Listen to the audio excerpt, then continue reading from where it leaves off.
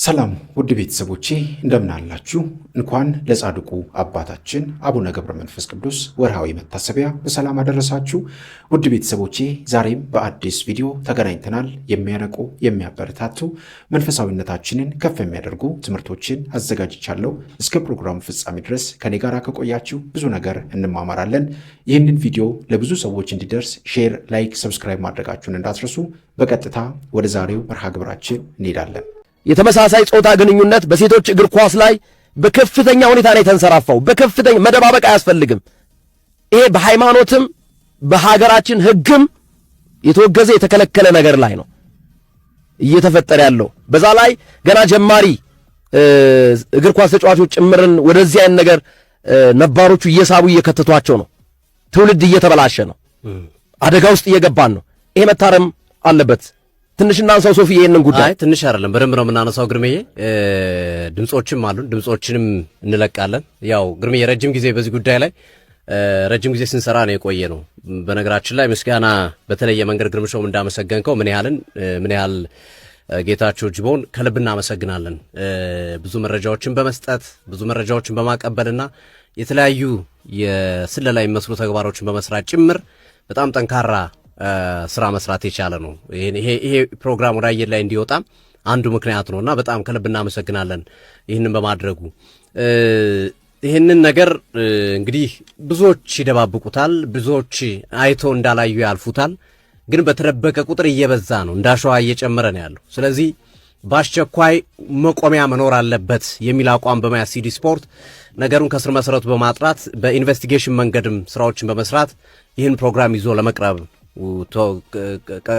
ተገዷል። ይሄ እንግዲህ ትውልድ የሚያበላሽ የነገ ትውልድ አሁን ትሰማለህ ግርምዬ የሚለቃቸውን ድምጾች የቀድሞ ተጫዋቾች እነ ህይወት ደንጊሶ እናት ልጅ አልባ ማድረግ ምን አይነት መጥፎ ስሜት እንደሚሰጥ አስቡት እያለች ነው እሷ ስትናገር የነበረውና የመጀመሪያውን ድምጽ እንዳሰማ ግርምሾ ፍቀድልኝ ይቻላል። በነገራችን ላይ ስማቸውን አሁንም እንዲታረሙ ስማቸውን ሆን ብለን ጢን የሚለው ስማቸው እንዳይጠራ ነው ያደረግነው። ሆን ብለን ነው ስማቸው እንዲጠራ ያደረግነው። ግን ያው እንደው ይበልጥ ህይወታቸው እንዳይበላሽ ይበልጥ ደግሞ ሌላ ጣጣ ውስጥ እንዳይገቡ በማሰብ ስማቸውን ጢን በሚለው የደበቅነው ስም ሲጠራ ነው። ልጅቷ ስም ትጠራለች። ስለዚህ ስም እንዳይነሳ ማለት ነው። ከከሌ ጋር ግንኙነት ነበር። በጣም ታዋቂ የኢትዮጵያ ብሔራዊ ቡድን ተጫዋቾች ስማቸው ቢጠራ የሚያስደነግጣቸው ሰዎች ናቸው ያሉት እና የኢትዮጵያ ብሔራዊ ቡድን ተጫዋቾች በብዛት የኢትዮጵያ ብሔራዊ ቡድን ተጫዋቾች ናቸው።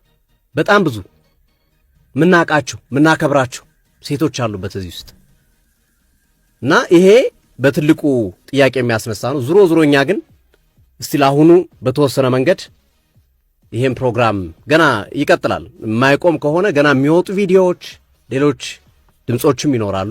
ሌሎችንም ግን አሁን ቢያንስ ማስደንገጫ የሚሆን በቂ ማስረጃዎችን ለማቅረብ እንሞክራለን። ፍሬን እንዲይዙ ማለት ነው። ፍሬን ይዘው እንዲታረሙ ወዴት ነው እየሄድን ያለ ነው የሚለውን ቆም ብሎ እንዲያገናዝብ፣ ክርስቲያንም ወደ ቤተክርስቲያን፣ ሙስሊም ከሆኑ ወደ መስጊድ ሂደው ይቅርታ ጠይቀው ፈጣሪያቸውን ተጸጽተው ንስሐ ገብተው በየሃይማኖታቸው ወደ ትክክለኛው መንገድ እንዲመጡ ለማድረግ ነው ዋናው የዚህ ፕሮግራም ዋነኛ ዓላማ። ከቀጠለ ግን አሁንም ስም ወደ ማጋለጥ ቪዲዮዋቸውን ወደ መልቀቅና መሰል ነገሮች ልንሄድ እንችላለን። የመጠንቀቅ አለባቸው። የመጀመሪያው ስራችን ነው። ይችን ድምጽ አድማጮች እንዲያደምጡት እጋብዛለሁ። ሴት ለሴት ግንኙነት እንዳደረግሽ እዚህ ውስጥ እንዳለሽ አሁን እንደወጣሽ ነግረሽኛል አይደል? እዚህ ውስጥ ከማን ጋር አድርገሻለሽ? እኔ ያው ብዙ ጊዜ ያሳለፍኩት ከጥሩ ግንኙነት ነበረኝ። መቻል እያለችም ከማን ጋር መቻል ነበረች?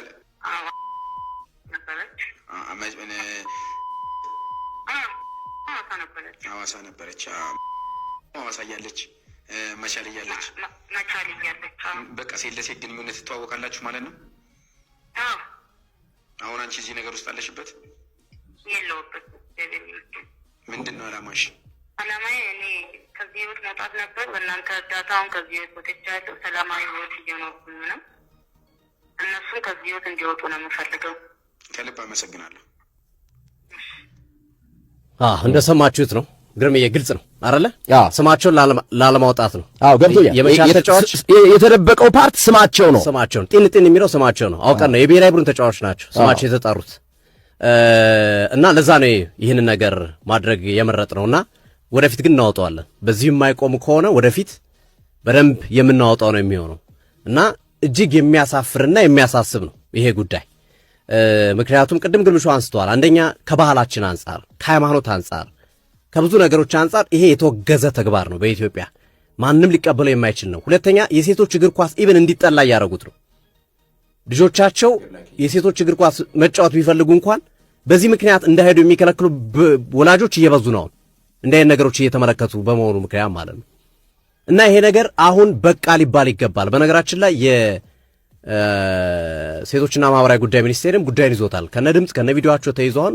በህግ ክትትልና በምክር የሚታለፉ በምክር በህግ የሚጠየቁት በህግ እንዲጠየቁ ለማድረግ ከፍተኛ እንቅስቃሴ እየተደረገ ነው ያለው እና ይሄ እጅግ አሳሳቢ ተግባር ቀጥሏል። በነገራችን ላይ ግርምዬ ምናልባት ለቲክቶክ እና ዩቲዩብ ላይ ላሉ አድማጮቻችን ይሄ ሰሞኑን የወጣ አዲስ ቪዲዮ ነው፣ ግን ፎቶን ብቻ እናሳያቸዋለን። ለአድማጮቻችን ፎቶን ብቻ እናሳያቸዋለን። ይሄ የምትመለከቱት ቲክቶክ ላይ ላላችሁ ቀለበት ይታያችኋል አይደል? ሴት ተጫዋች ቀለበት ያሰረችላት ነው። ምናልባት ዩቲዩብ ላይ በኋላ ላይ እንለቀዋለን ወይ ለቴክኒሻኖቻችን የሚያሳዩአችሁ ይሆናል። ቲክቶክ ላይ ያሳዩአችሁ ነበር። ሴት እግር ኳስ ተጫዋች ለሴት ቀለበት ያሰረችበት ነው። እነሱም እጅ ከፍንጅ ተይዘዋል። ይቅርታ ጠይቀዋል። በድርጊታቸው አምነዋል። ማድረጋቸውን አምነው ይቅርታ ጠይቀዋል። ከዛም ባለፈ ለሚመጣባቸው የህግም የምንም ተጠያቂነት ለመጠየቅ ዝግጁ ነን የሚል ነገር አንስቷል። ከዛ ሌላ ማጣቀሻ ላስቀምጥልህ ግርምዬ እና አንተ ጠቅለል አድርጋ ሀሳብ ትሰጥበታለህ። ሌሎችም አካላቶች ሀሳብ እንዲሰጡ ስልክ እንደውላለን። ይቺን ድምፅ እንስማት። ህይወት ደንጊሶ ናት። ይቺ በኢትዮጵያ ሴቶች እግር ኳስ እጅግ አስደናቂ ብቃት ካሳዩ ተጫዋቾች መካከል የምትጠቀስ ናት። ህይወት ደንጊሶ የጉዳዩ ከጊዜ ወደ ጊዜ መባባስ ምን ያህል ከባድ ተጽዕኖ እንደፈጠረ በሚመለከት አሁን ውጭ ሀገር ነው ያለችው። እሱም በሚመለከት ትናንት ከምን ያህል ጌታቸው ጋር በነበራት የቲክቶክ ቆይታ ያስቀመጠችው ነው። ተጫዋቾችም አሉ። እኔ በግልጽ አጋልጣለሁ። የተናገርኳት ልጅ ደግሞ አለች። ስለዚህ በግልጽ አጋልጣለሁ። እምቢ ካላችሁ አሁን አይደለም እዚህ ስለወጣው ሳይሆን ሀገር ቤትም ሆኜ ስንቶቻችሁን የተናገርኩኝ ልጆች አላችሁ። ደግሞ እኮ የማያፍሩ ሴቶች ናቸው። የማያፍሩ ለማውራት እንኳን የማያፍሩ ሴቶች በግልጽ እኔ ሴት ነው እንደዚህ መሆን የምፈልገው ሴት ናት የምትመቸኝ የምትል ተጫዋች አለች። ከእህቱ ጋር አድሮ ሩካቤ ሲፈጽም አድሮ ጠዋት ሲነጋ እህቱን እጁ ላይ ያገኛት። ድንግልናዋን የወሰደው እሱ ነው። አስቡት። በጣም የደነገጡት ሁለቱም። እንዴት ሊሆን ቻለ? ምንድን ነው እሱ? እኔ አላውቅም። እንዴት መጣሁኝ እዚህ? እኔ አላውቅም። በቃ በሚስጥር ያዘው ተባባሉ። በዛው ቀጠሉበት። ስለዚህ መንፈሷ ይቺ ራሄሎ ማላ ያደረች ማለት ነው።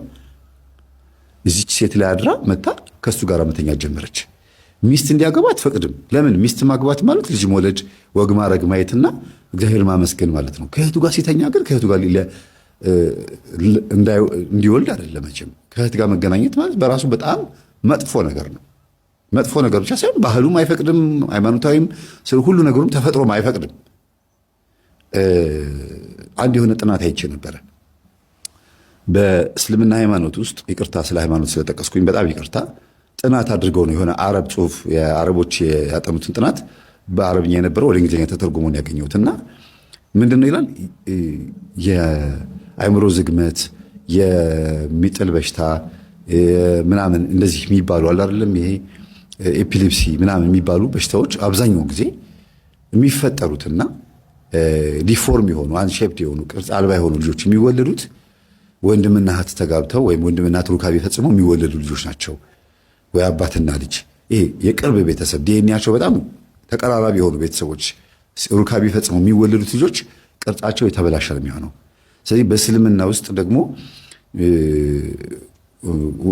አንዲት ሴት ባላግብታ ከሞተባት ወንድሙን ነው የምታገባው።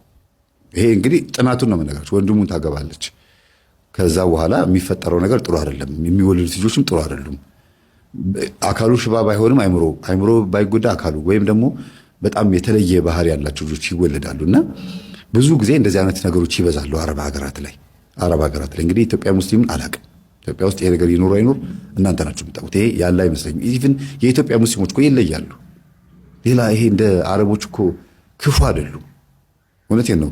አሁን በአረብ ሀገር በስራ ምክንያት እየወጡ አውሮፕላን ሲመጣ ወደ ውጭ ሀገር መሄድ ምናምን ሲመጣ ይሄ ስራው ንግዱ ምናምን ሲመጣ ሄደው የሌሎች አረባትን አገራትን ምናምን ቃርመው እየመጡ እዚህ እየረበሹ አስቸገሩን እንጂ የኢትዮጵያ ሙስሊም በጣም ጨዋ ናቸው።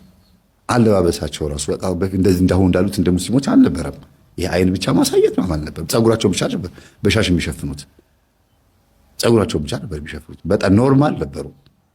ኢትዮጵያዊነት የተላበሰ በልክ የኢትዮጵያውያን አይሁዶች መቋሚያ ጥምጣም እንደ ቄሶች ከበሯቸው ቤተ መቅደሳቸው ውስጥ ከመስቀሉ በስተቀር ሌላው በሙሉ እንዳለ ኢትዮጵያውያን ነው የሚመስሉት። ቅዳሴያቸው፣ ሁሉ ነገራቸው፣ ቃል አወጣጣቸው ራሱ እና በግዕዝ ሁሉ ይወርባሉ፣ ግዕዝ ሁሉ ይማራሉ። የኢትዮጵያውያን አይሁዶች አይደለ? ልክ እንደዛ ሁሉ ኢትዮጵያውያን ሙስሊሞች እንደዚህ ናቸው። እዚህ ውስጥ የገባሁት ለምንድን ነው? ይሄ ቅርብ የሆኑ ቤተሰቦች እንደ እህትና እንደ ወንድም እንደ አባትና እንደ ልጅ የሴት ልጁ ማለት ነው እናትና ወንድ ልጇ እንደዚህ ሩካቤ በሚያደርጉበት ሰዓት የሚፈጠረው ጽንስ ማለት ነው የሚፈጠረው ልጅ ቅርጽ አልባ ነው። ደግሞ ሰይጣንም እንደዚህ እንዲገናኙ የሚያደርጋቸው እንዲህ አይነት ልጅ እንዲወለድ ነው። እኛ ላይ እግዚአብሔር ምን ያላወረደብን መቅሰፍት አለ? ወገኖቻችን ሲሞቱ አየን። ሀገር ሲበጠበት ተመለከትን። ቤተ ክርስቲያናችን እንደምናቃት ሳትሆን በብዙ ፈተና ስትወጠር አየን። አሁንም ጣት እየተጠቋቆምን ነው። እኛ አሁንም የነገሌ ጥፋት ነው እያልን ነው። አረ መቼ ነው የኔ ነው የምንለው? እኔ ነኝ ለዚህ ሁሉ ጥፋት ተጠያቂ የምንለው? እንዴ ክርስቲያኖች፣ ዮናስ ያለበት ቤተ ክርስቲያን ውስጥ እኮ ነው ያላችሁት። ዮናስ ተሳፍሮ ለነበረባት ወደ ተርሴስ ሲኮበልልባት ለነበረችው መርከብ እኮ ሰላም፣ ጸጥታ፣ ደህንነት ለሌሎቹም ነፍስ መትረፍ ሲል እኮ እኔን ባህር ውስጥ ጣሉኝ ያለው ማን? ከኛ መካከል እኔን ባህር ውስጥ ጣሉኝ የሚላለ? ሌላውን እየገፈተርን እንከት ይሆናል እንጂ እንደማናውቅ ጥፋት እንዳላጠፋ ምናልባት እነሱ ሊሆኑ ይችላሉ እንላለን እንጂ ቤተ ክርስቲያናችን ሰላም መነሳቷን ተመልክተን ሌሎች ብዙ ሸክሞች አሏት፣ እሱን አቀሉላት። ዮናስ የተሳፈረባት መርከብ ትዝ ይላችኋል። ከምን እንደተነሳ መርከቢቱ እንደዚህ የምትናወጥ መሆኑ ስላላወቁ ያላቸውን ሀብት በሙሉ እኮ ባህር ውስጥ ከተውት ነበር። ሞኞች! ሲበጠብጥ የነበረው ዮናስ እኮ ነው። አሁንም እኮ ስለ አንዲት ስለኛ ስለምናጠፋው ጥፋት ብሎ እግዚአብሔር እኛን ለመመለስ ያመጣውስ ቢሆን ሁሌም የሆነ ሰው እንዲመለስ የሚመጣ ነው የለም ይመስለን መቅሰፍት። ሁሌም የሆነ ሰው እንዲጠራ ይመስለናል አይደል? እግዚአብሔር መዓት የሚያመጣው አይደለም፣ እኛ እንድንመለስ ነው። እኔ በግል እናንተ በግላችሁ ሁላችንም ማለት ነው። ግን እንደዚሁ ድንድን ያለን ከፈርዖን በላይ የጸና ልብ እንዴት ክርስቲያን ይኖረዋል? ፈርዖን እኮ እግዚአብሔርን የማያውቀው እኮ ነው። ስለሱ ሰምቶ የማያውቅ እኮ ነው። ሲነገረው አይ ብሎ ያንገሸገሸው እኮ ሰው እኮ ነው። ቃሉን እያጠፈ በተለያየ መቅሰፍት የተመታ ሰው እኮ ነው። ፈርዖን እንኳን እኮ ልጁን ሲያጣ ውጡልኝ ብሎ አንተ እጅህ ላይ ያለውን ብዙ ነገር ስታጣ እንደው እግዚአብሔር በልጦብህ አረ ሌላው ነገር ውጣልኝ አትልም? እንዴት ያለ አስፋልት ልብ ቢኖረን ሁላችን። ተመልከቱት፣ አሁን ደረቁም መሬት ያው ነው፣ ጭንጫው መሬት መከራ የማያዘልቀን ክርስቲያኖች አለን። በፍጹም አረ የማይሆነውን ከፍ ብለን እንዳንታይ ፍሬ አፍርተን እንኳን እንዳይለቀምብን ፀሐይ አክርሮ ሲመጣን የምንደርቅ ሰዎች አለ። ለምን ገበሬው እዚህ ላይ ይዘራል? ለምን እግዚአብሔር እንደዚህ አይነት ነፍሳት ላይ ይደክማል? አብዛኞቻችን እኮ እግዚአብሔር መኖሩን የተጠራጠርነው ሌላ ውጭ ያለ መናፍቅ መጥቶ የለም ብሎ አስክዶን አይደለም። እዛው ቤት ውስጥ ሆነን የሚመጣብንን መከራ መታገስ ስላልቻልን። ፀሐይ እኮ ለሚያውቀው ሰው በነገራችን ላይ ለእጽዋት ያስፈልጋል አያስፈልግም? ያስፈልጋል እኮ ግዴታ ነው። ያለ ፀሐይ የሚያድግ እጽዋት ላይኖር ይችላል። ፀሐዩ ለእጽዋቱ እድገት እንደሚያስፈልገው ሁሉ መከራም ለክርስቲያኖች ወደ እግዚአብሔር መቅረብ ግድ ነው፣ ያስፈልጋል። በቃ ወደድንም ጠላንም የምንሸከመው መከራ አቅምና መጠን ሊለያይ ይችላል እንጂ አይቀርልንም። ክርስቲያኖች እንደው ምን አለበት እባካችሁ የምንሸከመው መከራ ከብዶን ለምንድንስ ነው ሌላው ላይ የተሸከመውን መከራ የምናከብድበት? እንዲህኛ እኮ የተለየ ነው። እውነቴን እንምላችሁ የራሳችን ሸክም ከብዶን የራሳችን መከራ የምንወጣበት የምንገባበት አሳጥቶን የሌላ ሰው መከራ ላይ ተጨምረን ሌላ መስቀል እንሆንበታለን። ለምን እነዚህ አይነቶቹ ስለምንድን ነው እግዚአብሔር የሚደክመው? ለምን ይደክምብናል? እነዚህ አይነቶቹስ ተመልከቱት፣ እሾሁም ያው ነው። ስጋዊ ነገር ጥሎ ጠልፎ እንደሚጥለን ያውቃል እኮ። ትተናት የመጣ ነው ለተወሰነች ደቂቃ እዚህ ቤተክርስቲያን ውስጥ ተቀምጠን ስንወጣ ግን ብልጭልጭ ታዋ። ይህ ፎቶ የተኖረ ህይወት ነው። ዛሬ ሚዲያ ላይ ሲዘዋወር ነበር ይህን ፎቶ የተመለከቱት። እናም በዚህ ህፃን ልጅ ፎቶ ውስጥ በጣም ብዙ ጌታችን የተናገራቸውን የመጽሐፍ ቅዱስ ክፍሎች እንዳስብ አድርጎኛል። እስቲ ዝም ብላችሁ ተመልከቱት። በዚህ ፎቶ ውስጥ ስንት ጥቅስ ይወጣለታል? የመጀመሪያውና አንደኛው ጌታችን ኢየሱስ ክርስቶስ ለሐዋርያቱ ምን ብሏቸው ነበር? ሊከተለኝ የሚወድ ራሱን ይካድ መስቀሉንም ተሸክሞ ይከተለኝ ነበር ያላቸው። ይሄ ህፃን ልጅ ስለ መስቀል ምንነትና ምስጢር ላያውቅ ይችላል። ነገር ግን የመስቀልን የመከራ ህይወት በሚገባ ኖሮታል። ይህ ህፃን በእጁ የያዘው እንጨት ሳይሆን መስቀል ነው። መስቀል ብቻም ሳይሆን የተኖረ የመከራ ህይወት ነው። ሁለተኛው የሚደንቀኝ ጥቅስ ከዚህ ፎቶ ስመለከት የታዘብኩት ሐዋርያቱ ከኛ መካከል በመንግስተ ሰማያት ማን ይበልጣል የሚል የፉክክር ጥያቄ ኢየሱስ ክርስቶስን ጠይቀው ነበር እና ጌታችን ምን ብሎ መልሶላቸው ነበረ? አንድ ህፃን ልጅ ከመካከላቸው ወደ ራሱ አቅርቦ በክንዶቹ አቅፎ እንዲህ ያላቸው፣ እንደዚህ ህፃን ካልሆናችሁ መንግስተ ሰማያት አትገቡም ብሎ ነግሯቸው ነበር። እውነት ነው። ዛሬም ላለን ክርስቲያኖች ይህ ህፃን ትልቅ ማስተማሪያ ይመስለኛል። እንደዚህ ህፃን ካልሆንን፣ እንደዚህ ህፃን ካልጸናን፣ እንደዚህ ህፃን መከራ ካልተቀበልን፣ እንደዚህ ህፃን ለክርስትናና ለቤተ ክርስቲያን ካልጸናን መንግስተ ሰማያት ለኛ ልትሆን አትችልም። ሶስተኛው ቅዱስ ጳውሎስ የተናገረው ቃል ነው። ቅዱስ ጳውሎስ በፊልጵስዩስ መልእክት ምዕራፍ 3 ቁጥር 11 ላይ እንዲህ ብሎ ተናግሯል። እርሱንና የትንሣኤውን ኃይል እንዳውቅ በመከራውም እንድካፈል ወደ ሙታንም ትንሣኤ ልደርስ ቢሆንልኝ በሞቱ እንድመስለው እመኛለሁ ብሏል። እንደውም ቅዱስ ጳውሎስ እኔ ከክርስቶስ ጋር ተሰቅያለሁ ብሏል። ቅዱስ ጳውሎስ በክርስቶስ ዘመን ኖሮ ከክርስቶስ አጠገብ ተሰቅሎ አይደለም። ነገር ግን እያንዳንዱ ስለ ክርስቶስ ብሎ የከፈለው ረሃብና ጥም፣ ሞትና መከራ ሁሉ ግን ከክርስቶስ ጋር አብሮ እንዲቸነከር ያደርገዋል። ሁላችንም በአንገታችን ያጠለቅነው መስቀል ሕይወት ዘርቶ የታየው በዚህ ህፃን ልጅ ውስጥ ነው። በእውነት ለዚህ ህፃን ልጅና በህይወት ለተረፉት ለእነዚህ ህፃናት እግዚአብሔር አምላክ ቀጣይ ህይወታቸውን ብርታትና ጥንካሬ ይስጣቸው። ለሞቱ ሰማዕታትም ከነሱ በረከትን፣ ለእኛም ደግሞ ከነርሱ ትምህርት ወስደን የምንጠነክርበትን መንፈሳዊ ኃይል እግዚአብሔር ያድለን። እስቲ ከዚህ ፎቶ የታዘባችሁትን ጥቅስ እያወጣችሁ ከታች ጻፉልኝ። እግዚአብሔር ቤተክርስቲያን ይጠብቅልን። ግቢ ተረኛ በጣም አነጋጋሪ ነበረች። በአንድ ወቅት ቡም ያለ ነገር ሶሻል ሚዲያውን ተቆጣጥረው ነበር። ልጅነቴ ነው እንደዚህ ፖርን ሳይ ነበረው ምናምን የራሷን ይሄ ኒው ኤጅ የሚባለውን እሳቤ ይዛ መታ ሙቭመንት ይዛ በቃ። አሁን ደግሞ ሰሞኑን ደግሞ የለቀቀችው ቪዲዮ ወላጆችን የሚያንጓጥጥ ነው ብለው ልጅ ከበላ ከጠጣ በቂው ነው ለምትሉ ወላጆች ማለት ነው በጣም ደባሪ ናችሁ። እደጉ ፕሊዝ እደጉ። በጣም ህፃን ናችሁ እና እኔ ታዳጊ ወላጆች ብያችኋል። ጭፍልቅ አድርጋ ጠቅላላ ማለት ነው ስትናገር የነበረው።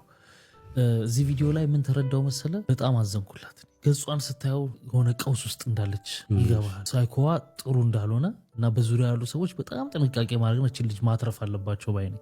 በጣም የማንነት መቃወስ ውስጥ ነው ያለችው። አሳዘነች በጣም።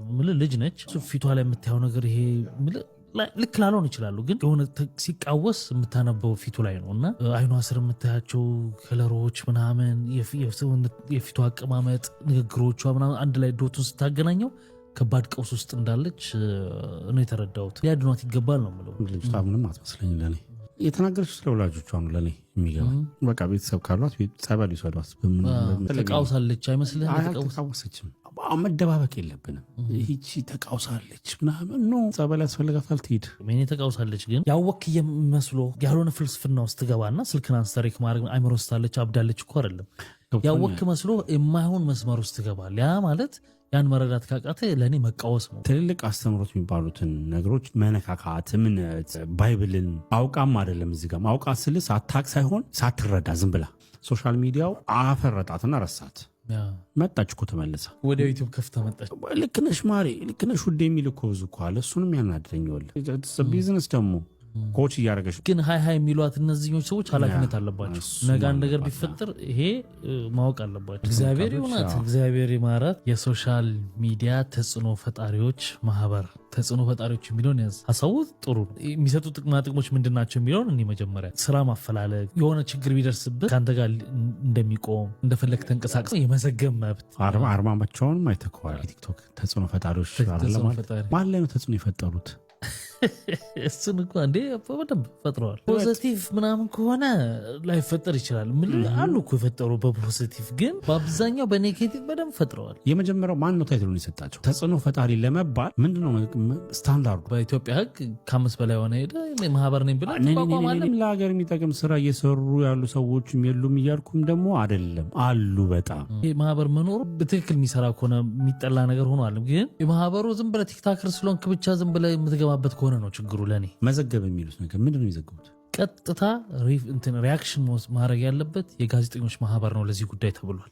ለጋዜጠኞች ማህበር እንደ ጋዜጠኞች የተሰጠ መብት ነው። ይሄ የትም ቦታ ተገኝቶ መዘገብ። ይሄ ማህበር ኖሮ በዚህ ውስጥ በመታቀፍ ይሄ መታወቂያ የሆነ ቦታ ቆመ ስትቀርጽ ምናምን የሚያግዝ ከሆነ ኦኬ፣ ምክንያቱም ችግር ስላለ። መዘገብ ግን ቲክቶከር ሲባል መለኪያው ምንድን ነው ያልኩ ነገር አለ። ለምሳሌ ለአንተ ቻናል ስንት ነው? 184 ሺህ ነው አይደል? አንተም እኮ ተጽዕኖ ፈጣሪ ነህ። ለቲክቶክ ፎሎወር እኮ ይገዛል። አንተ ተጽዕኖ ፈጣሪ ለመባል 1 ሚሊዮን መግባት ትችላለህ። የተወሰነች ብር ከፍለህ ቴሌግራም ቦቶች አሉ፣ ላይክ ሰብስ ፎሎወር በደንብ የሚገዛባቸው። ለሀሳባችሁን እኮ ከመናቅ ነገር አይደለም። ግን ይኸውልህ ይሄኛው ፕላትፎርም የሚመች ፕላትፎርም አይደለም።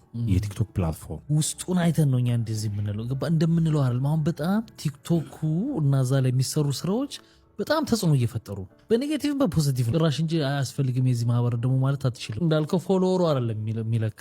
እንዲህ ስንት ምርጥ ነገር የሚሰሩ ሰዎች 1000 ፎሎወር 2000 ኖሮት የሚገራርም ነገር የሚሰሩ ሰዎች አሉ። ኢትዮጵያ የቲክቶክ አጠቃቀም ስታይሉ እንዲለወጥ ጥረት ማድረግ ይቀድማል ብዬ አስባለሁ። ካጠራው እዛ ውስጥ ለመግባት እንዳልከው በፎሎወር ካልሆነ በኮንተንት ከሆነ አንድ ነገር ነው። አትሊስት ማኔጅ ማድረግ ይከብዳል። እነ ፈንስር ጀማን የኢትዮጵያ ቲክቶክ ተብሎ አንድ ሰውን እንዴት ተራግሞ እንደነበር ታስታውሳለህ? ምንድን የኢትዮጵያ ቲክቶክ ሊሰራ ነው ተብሎ የነበረው ጨረቃ ላይ አሁን በ2000 ስንት ነው ሳተላይት ያመጣ ስለምንረሳ ነው። አሁን የዛኔ የኢትዮጵያ የራሷ ቲክቶክ እንትን ሊባል ነው ምናምን እንቅስቃሴ ነበር። የለም ይኸው ስንት ዓመት። መልካም ጊዜ። አሸናፊ ሰው ማለት በእግዚአብሔር ደጅም ክፍት በር ትልቅ ቦታ ያለው ሰው ማለት ይቅርታ የሚያደርግ ሰው ነው። የይቅርታ ልብ አለ። በነገሮች ነው ልንለካው የምንችለው አይደለ?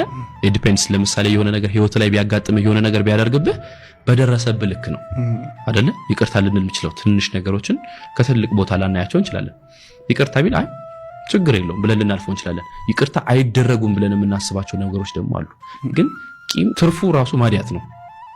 ቂም በትችል ግን ለሚያልፍ ቀን የማያልፍ ቃል አትናገር። ንግግር አጥንትን ይሰብራል። በነገራችን ላይ በትንንሽ ሁኔታዎችን ራስን እንዳትለካ። አሁን የመጡ ነገሮች በሙሉ በኋላ የማይቀጥሉ ሊሆን ይችላሉ። አሁን የደረሰብህ ያጋጠመ ክፉ ሰው ሊሆን ይችላል። ክፉ ቀን ክፉ ሊሆንብህ ይችላል። ለማለፍ የቻልከውን ሞክር። እንደነገርኩ ስለነገ ማንም ስለማያውቅ በእግዚአብሔር ዘንድም ይቅርታ እንዲደረግልን ይቅርታ ማድረግን የመሰለ ትልቅነት የለም። ትልቁ የትልቅ ሰው መለኪያው አዋቂ ሰው ማለት ይሄ። አንዳንድ ጊዜ ይቅርታን ከምን ያዋል ሰው ከንቆ ማለፍ ሊያየው ይችላል። ምን ችግረኝ የራሱ ጉዳይ ሳይሆን አይ በእግዚአብሔር ዘንድ የሚቆጠር ነገሮች አሉ። እኔ የበደልኩትን እግዚአብሔር የማይቆጥርብኝ ከሆነ መተውን የመሰለ ነገር የለም። ለእግዚአብሔር ተውለት፣ በቀልን እሱ ይበቀልል። አንተ ላይ የደረሰብህን ነገሮች ተውለት። በይቅርታ የምታልፈው ነገር ከሆነ ይሁን፣ የማይታለፍ እንኳን ከሆነ እግዚአብሔርን ተበቀልልኝ በለው። እሱ ያውቅበታል። ፍርድ እግዚአብሔር ነው። እኔ እናንተ የመተው ስልጣን ያለ። የይቅርታ ልብ ያለው ሰው የታደለም ያሸነፈም ያጌጠም የከበረም ሰው ነው። ይቅር የምትል ልብ ሞገስ አላት። በመጨረሻም እንግዲህ ውድ ቤተሰቦቼ በዛሬው ቆይታችን በዛሬው ትምህርቶቻችን እነዚህንና መሰል ጉዳዮችን ለማየት ለመዳሰስ ሞክረናል። በቀጣይም እንደዚሁ የሚያነቁ የሚያበረታቱ መንፈሳዊነታችንን ከፍ የሚያደርጉ ትምህርቶችን ቪዲዮችን ይዤላችሁ እስከምንገናኝ ድረስ የቅዱሳን አምላክ ከሁላችን ጋር ይሁን። በሀገር ውስጥም ከሀገር ውጭም ያላችሁ ኢትዮጵያውያን ኤርትራውያን ቤተሰቦቼ ሰላም እግዚአብሔር ከሁላችሁ ጋር ይሁን። ማንኛውም አይነት ጥያቄ ካላችሁ መጻፋችሁን እንዳትረሱ። ብዙዎቻችሁ እየጻፋችሁ እየተወያየን እንደዚሁም ህልም ብዬ ነግሬያችሁ ነበር። ህልምም እየላካችሁ በምንችለው መንገድ እየተወያየን እየተነጋገርን እዚህ ደርሰናል። እግዚአብሔር አምላካችን ከሁላችን ጋር ይሁን። አሁንም እንቀጥላለን። እንደ እግዚአብሔር ፍቃድ አቅማችን በፈቀደው መንገድ እንወያያለን፣ እንማማራለን። እግዚአብሔር አምላካችን ሁላችንን በያለንበት ሰላሙን ፍቅሩን ይላክልን። ይህንን ቪዲዮ ለወዳጅ ለጓደኛ ለቤተሰብ እንዲደርስ እንደዚሁም ደግሞ ይህንን ቻናል የምንደግፍበት የምናግዝበት አንዱ በዚህ ነውና ላይክ ማድረግ ማድረግ ሰብስክራይብ ማድረግ ቢያንስ እንኳን ቪዲዮን ሼር ማድረግ የሚያስከፍል ነገር አይደለምና ሁላችንም ቢያንስ ሰዎች እንዲማሩ ሰዎች እንዲነቁ ራሳቸውን እንዲፈትሹ ብናደርግ መልካም ነውና ሁላችንም በዚህ በመንፈሳዊ ህይወት ላይ ይህንን ነገር ሁላችንም ልናደርግ ይገባል። ዛሬ መንፈሳዊ ትምህርቶች የሚያበረቱ የሚያጠነክሩ ትምህርቶች ብዙ ጊዜ ሲታዩ አንመለከትምና ይህም ደግሞ የራሳችን ችግር ነው። ምክንያቱም ብዙ ጊዜ ለመንፈሳዊ ነገራት ብዙዎቻችን ትልቅ ቦታ ስንሰጥ ስለማንመለከትና ይሄ በጣም ብዙዎቻችንን እየጎዳ ያለ ይመስላልና ሼር እናድርግ፣ ብዙ ሰዎች እንዲማሩ ብዙ ሰዎች እንዲነቁ እናድርግና እግዚአብሔር አምላካችን ከሁላችን ጋር ይሁን። አምላካችን መድኃኒታችን ሀገራችን ኢትዮጵያን ሰላም ያደርግልን። ሁላችንም እንበርታ፣ እንጠንክር። ይቆየን። አሜን።